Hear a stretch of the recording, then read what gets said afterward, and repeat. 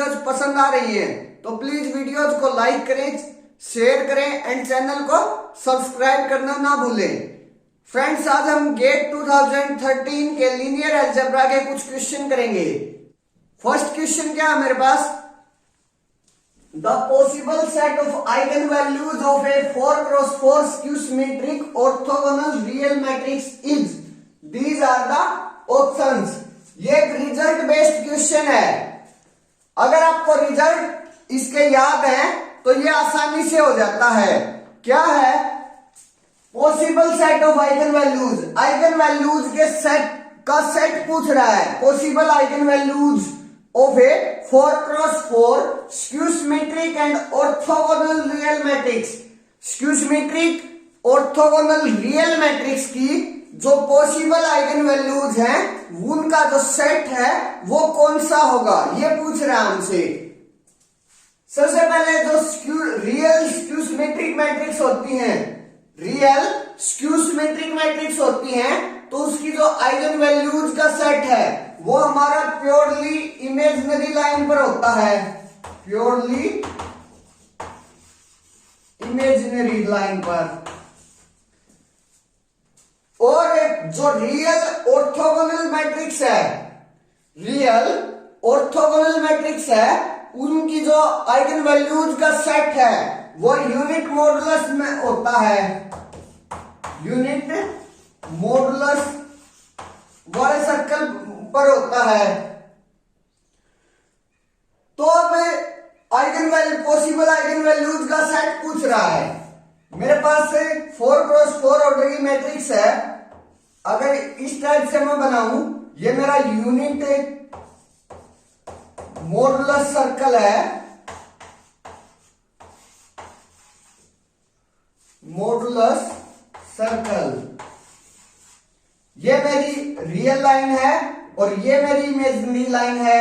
तो मेरे पास जो real skew symmetric orthogonal matrix होगी उसकी जो पॉसिबल आइगन वैल्यूज का जो सेट होगा, हमें क्या क्या करना है, वो प्योरली इमेजिनरी भी हो और वो इस लाइन पर भी, यूनिट मॉडुलस पर भी हो।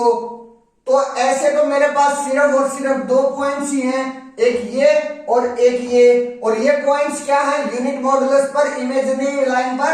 ये तो है मेरा आयोटा और ये है मेरा माइनस आयोटा।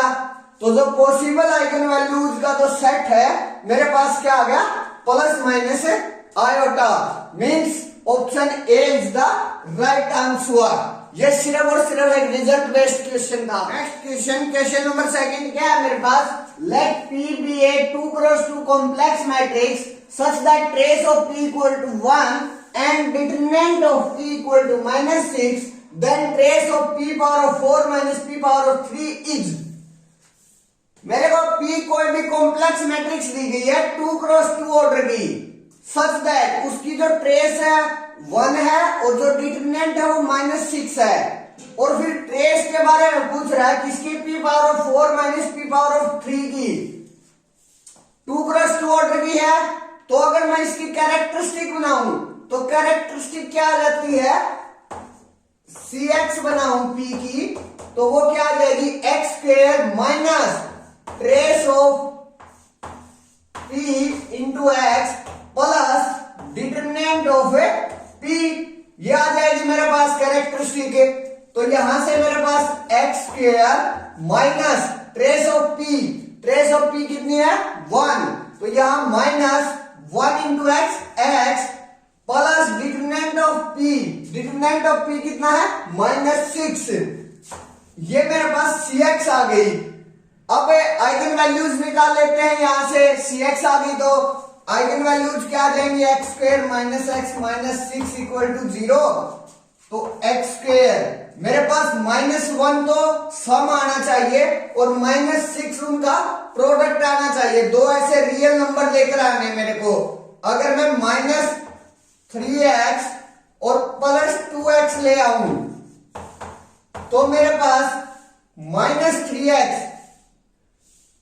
+2x, इन दोनों का जो सम है वो कितना आ जाएगा मेरे पास, -x आ जाएगा। और इनका जो प्रोडक्ट है वो क्या आ जाएगा, -6 के बराबर आ जाएगा। तो मीन्स मेरे पास दो ऐसे रियल नंबर मिल गए जो इस चीज को इस टाइप से फैक्टराइज कर रहे हैं। अब इन दोनों टर्म से x common, x into X minus 3 plus यहां से 2 common, x minus 3 equal to 0। इन दोनों टर्म से x माइनस 3 कॉमन, तो यहां से x प्लस 2 इक्वल टू 0। यहां से मेरे पास जो आइगन वैल्यूज आई वो -2, 3 आ गई। अब मेरे को ट्रेस किसकी बतानी है? p power of 4 minus p power of 3। अगर मैं इन दोनों की, अगर मैं p power of 4 minus p power of 3 की आइगन वैल्यूज निकाल लेता हूं तो मेरे पास उन आइगन वैल्यूज का जो सम होगा वो ट्रेस आ जाएगा इसकी। अब एक रिजल्ट होता है, इन जनरल ये रिजल्ट ट्रू नहीं होता। मीन्स अगर लैम्डा आइगन वैल्यू है, eigen values of A and mu eigen values है ऑफ बी की, तो lambda plus mu is not eigen value of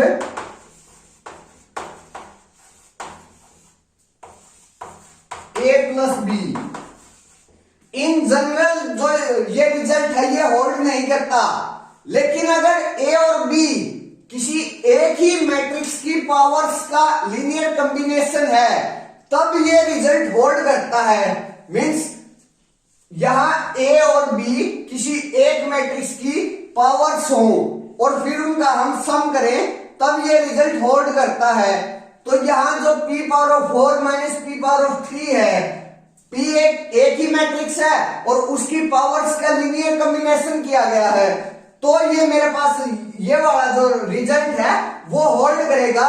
lambda eigen value है ए की और म्यू आइगन वैल्यू, अगर मैं ए को p पावर ऑफ 4 मान लूं तो लैम्डा आइगन वैल्यू है p पावर ऑफ 4 की, और b को अगर मैं p पावर ऑफ 3 मान लूं तो म्यू आइगन वैल्यू है p पावर ऑफ 3 की। तो जो लैम्डा माइनस म्यू है वो आइगन वैल्यू हो जाएगा किसकी?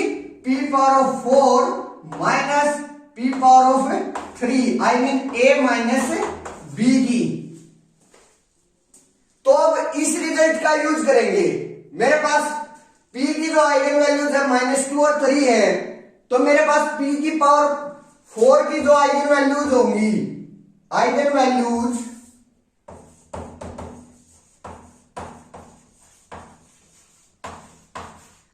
p पावर ऑफ 4 वो क्या क्या हो जाएंगे मेरे पास? 2 की पावर 4 16, एक आइगन वैल्यू तो 16 होगी, और जो तीसरी आइगन वैल्यू है 3 की पावर 4 81, दूसरी आइगन वैल्यू 81 होगी। अब आइगन वैल्यूज p की पावर 3 की eigen values of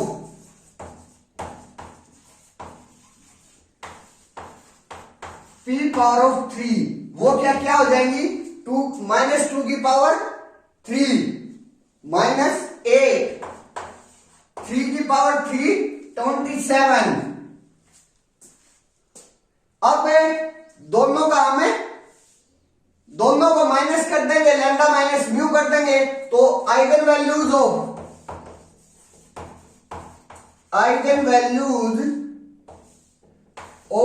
p power of 4 minus p power of 3 equal to क्या क्या होगी? 16 माइनस 8 मीन्स 16 प्लस 8, और दूसरी आइगन वैल्यू क्या होगी? 81 माइनस 27। तो यहां से जो आइगन वैल्यूज आई वो एक तो 24 आ गई और एक यहां से 54 आ गई। ये आइगन वैल्यूज आ गई मेरे पास p power of 4 minus p power of 3 की। अब इसकी ट्रेस निकालनी है तो दोनों का सम कर देंगे, तो 24 प्लस 54 8 7 78 मेरे पास trace of p power of 4 minus p power of 3 आ गई 78। यही मेरे को निकालना। नेक्स्ट क्वेश्चन नंबर 3 क्या है मेरे पास? Let v be the real vector space of all polynomials in one variable with real coefficient and having degree at most 20. Define the subspace W1 this type, W2 this type, then the dimension of W1 intersection W2 is. मेरे पास V एक real vector space दे रखा है all polynomials का, जिसकी जो degree है at most 20 है, at most 20। अगर मेरे पास V कोई भी रियल वेक्टर स्पेस है ऑल पॉलिनोमियल्स का जिसकी जो डिग्री है वो एटमोस्ट n है, तो उसकी जो डायमेंशन होती है वो कितनी होती है n प्लस 1। मीन्स यहां डायमेंशन ऑफ V, अगर मैं n लेकर चलता वहां एट डिग्री तो n प्लस 1 हो जाती। यहां मेरे पास 20 एटमोस्ट 20, तो इसकी डायमेंशन ऑफ V कितनी हो जाएगी 21। अब W1 और W2 दो सबस्पेस डिफाइन किए गए हैं और उसके बाद W1 इंटरसेक्शन W2 की डायमेंशन के बारे में पूछ रहा है। कुछ रिस्ट्रिक्शन दी गई है W1 पर, कुछ रिस्ट्रिक्शन दी गई है W2 पर। अब W1 इंटरसेक्शन W2 की डायमेंशन हम कैसे निकालें? अगर कोई पॉलिनोमियल W1 इंटरसेक्शन W2 में जाना चाहती है, means if P belonging to W1 intersection W2, then अगर P W1 इंटरसेक्शन W2 में जाना चाहती है तो P को ये भी प्रॉपर्टी, ये भी कंडीशन सेटिस्फाई करनी पड़ेगी और P को ये भी कंडीशन सेटिस्फाई करनी पड़ेगी, क्योंकि वो इन दोनों के इंटरसेक्शन में जा रही है। इंटरसेक्शन में जा रही है तो दोनों की कंडीशंस हैं वो सेटिस्फाई करनी पड़ेंगी। तो अगर W1 इंटरसेक्शन W2 में गई, अगर मैं इसकी जनरल फॉर्म लिखूं तो मेरे पास वो क्या हो जाएगी P belonging to V, W1 intersection W2 में गई तो जो P belonging to V है such that P of 1/2 equal to 0, ये वाली कंडीशन सारी की सारी P of 1 equal to 0, P of 5 equal to 0, P of 7 equal to 0। अब P of 1/2 equal to 0 यहां भी है और यहां भी है, वो तो कॉमन है, मीन्स सेम है, LD है, तो वहां से मैंने एक P of 1/2 equal to 0 ले लिया। अब P of 3 equal to 0 और P of 4 equal to 0। मेरे पास P of 7 है वो ऊपर से 0 आ चुका है। मेरे पास W1 इंटरसेक्शन W2 में वो पॉलिनोमियल्स जाएंगी जो इन 6 कंडीशन को सेटिस्फाई करें, इन 6 Li कंडीशंस को सेटिस्फाई करें। तो मेरे पास जो डायमेंशन होगा W1 इंटरसेक्शन W2 का वो क्या हो जाएगा? मेरे पास डायमेंशन ऑफ V कितना है 21 माइनस Li रिस्ट्रिक्शन कितनी है मेरे पास? Li restriction 1 2 3 4 5 6, 21 minus 6 equal to 15। Means जो dimension of W1 intersection W2 हुआ वो क्या हो गया मेरे पास 15। That's it. Next question. Question number 4 क्या है मेरे पास? Let n be the real vector space of 2 cross 3 matrices with real entries. Let T from n to n be defined by this type. The determinant of T is n कोई भी real vector space है 2 cross 3 order की matrices का, और उसके बाद एक T बना गया है linear transformation m to n, इस टाइप से डिफाइन है। और फिर उसके डिटरमिनेंट के बारे में पूछ रहा है कि T का डिटरमिनेंट क्या होगा। एक्चुअली ये यहां T के डिटरमिनेंट के बारे में नहीं पूछ रहा, ये पूछ रहा है कि जो T से मैट्रिक्स बनेगी उसका क्या डिटरमिनेंट होगा। सबसे पहले टी की जो मैट्रिक्स बनाएंगे उसके लिए मेरे को क्या चाहिएगा, एक बेसिस की जरूरत पड़ेगी। जहां मेरे पास कोई भी बेसिस नहीं गिवन तो मैं स्टैंडर्ड बेसिस लेकर चलूंगा। स्टैंडर्ड बेसिस के विद रिस्पेक्ट मैंने गेट की फर्स्ट वीडियो में ये बताया था कि स्टैंडर्ड बेसिस के विद रिस्पेक्ट हम डायरेक्ट मैट्रिक्स को कैसे बना सकते हैं। वहां मैंने फुल एक्सप्लेनेशन दी थी उसकी। अगर आपने वो वीडियो नहीं देखी है गेट की तो प्लेलिस्ट में जाइए गेट वाली में, और वहां जो फर्स्ट वीडियो है वो देख लीजिए, वहां से आपको क्लियर हो जाएगा। अब सबसे पहले हमारे पास ये है कि ये कितने बाई कितने ऑर्डर की मैट्रिक्स बनेगी। यहां मेरे पास 2x3 ऑर्डर की सारी मैट्रिसेस हैं, यहां 2x3 ऑर्डर की मैट्रिसेस हैं। तो जो m की डायमेंशन है वो कितनी है, 6 है। मेरे पास 6 डायमेंशन है m की, तो जो मैट्रिक्स आएगी t की वो क्या हो जाएगी, 6x6 की हो जाएगी। अब मैट्रिक्स को अगर मैं a का नाम दूं तो मैट्रिक्स क्या आएगी, स्टैंडर्ड बेसिस लेकर चल रहे हैं। यहां मेरा जो फर्स्ट टपल है वो क्या है, -x6। हम फर्स्ट टपल देखते हैं और फर्स्ट टपल में x1, x2, x3, x4, x5, x6 के जो कोफिशिएंट हैं वो मेरे फर्स्ट रो में आ जाते हैं। तो यहां से मेरे पास जो फर्स्ट टपल है उसमें जो कोफिशिएंट है x1, x2, x3, x4, x5 के वो 0 है और x6 का -1 है। तो मेरे पास यहां से जो फर्स्ट रो आई मैट्रिक्स की वो क्या आ गई, 0 0 0 0 0 और -1। सिमिलरली हम सेकंड रो के लिए क्या करेंगे, सेकंड टपल देखेंगे। सेकंड टपल क्या है, x4, और उसके जो कोफिशिएंट्स हैं x1, x2, x3, x4, x5, x6 के जो कोफिशिएंट्स हैं उनको हम सेकंड रो में लिख देंगे। तो मेरे पास वो सेकंड रो आ जाएगी। यहां मेरे पास x4 को छोड़कर बाकी सभी के जो कोफिशिएंट्स है वो 0 है और x4 का 1 है। तो x4 का तो 1 हो गया, बाकी सभी के 0 हो गए। सिमिलरली हम थर्ड रो के लिए करेंगे। थर्ड रो के लिए मेरे पास जो टप्पल है वो x1 है, सिर्फ और सिर्फ x1 का जो कोफिशिएंट है वो 1 है, बाकी सभी का 0 है। तो x1 का जो कोफिशिएंट है वो 1 आ गया, बाकी सभी के जो कोफिशिएंट है वो मेरे पास 0 आ गई।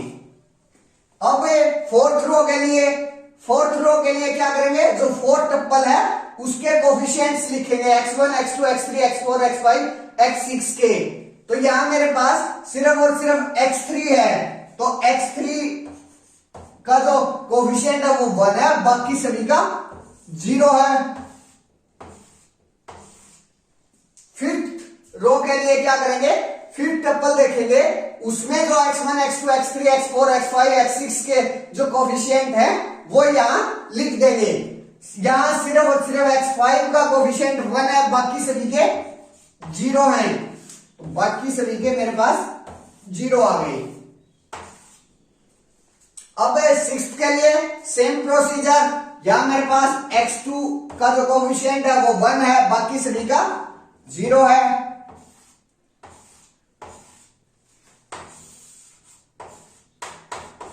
ये मेरे पास 6x6 ऑर्डर की मैट्रिक्स आ गई टी की। अब इसका डिटरमिनेंट निकाल लेते हैं।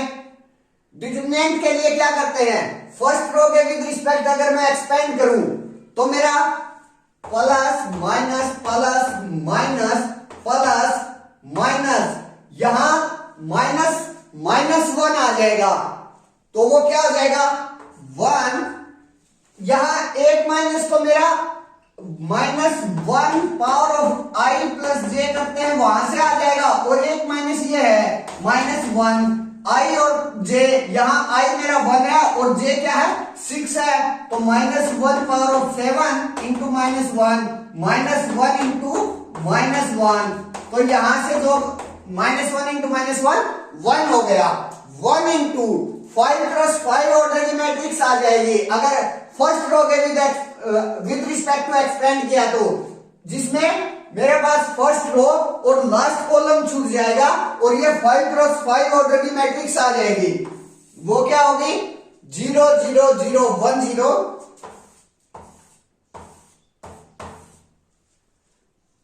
सेकंड 1 0 0 0 0, थर्ड 0 0 1 0 0, फोर्थ 0 0 0 0 1 और फिफ्थ 0 1 0 0 0।